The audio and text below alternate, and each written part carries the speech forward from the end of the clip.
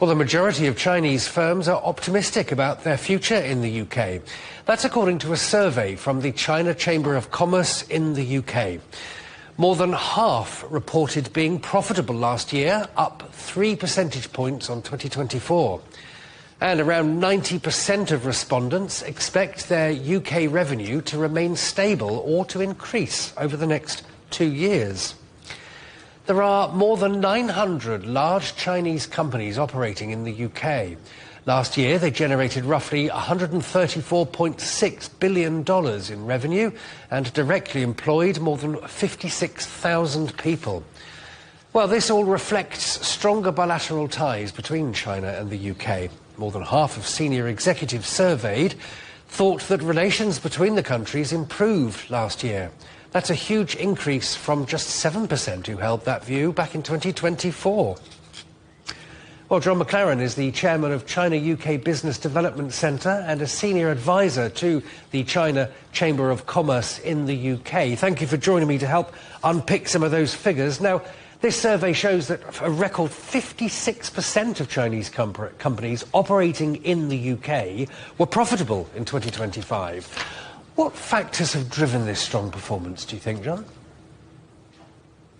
I think the main area for their profitability has been their consistency in their belief in the UK-China partnership. Don't forget, a lot of these companies have been here a long time. But what started to change is because of the improvement in the relationship between our two countries, investment, whether it be by their way of cash or employees or kind of growth per se, has actually started to generate a better return. And that better return has encouraged the offices of their companies based in China to invest more. But I think, as in life, as you've spoken earlier on the programme, it has been one of confidence. Confidence and sentiment has changed.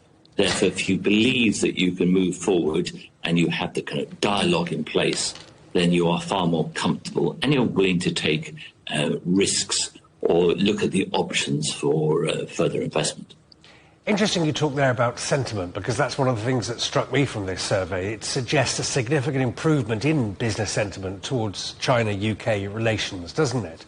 Why do you think that's happened? Why do you think perceptions have changed dramatically over the past year? Well, it's not so much over the last year. It is probably since July 2024 when the government changed. They had a more open attitude towards China and they wanted to overtly engage with China. Since then, we've had a JETCO, we've had an EFD, Economic Financial Dialogue, we've had the visit of the Prime Minister, and we've had various kind of bilateral meetings. All of these are areas for encouragement. So especially with the Prime Minister's visit at the end of January, that has kind of created a signal to all that China and UK are back wanting to be in partnership and collaborate in terms of business and also, as you mentioned earlier, with our Foreign Secretary in China on the geopolitical stage. So sentiment plays an important part. And once you've got sentiment, you have the confidence and then you actually start to move forward. That was not the case in the early years because the messages that were being sent out from our government, both to the Chinese and to the British companies, was difficult to understand. The vibes were, let's say, unusual. We are no longer in that place. We have a structured dialogue in place, which will encourage others to actually come to the UK. John McLean, thank you very much indeed for that.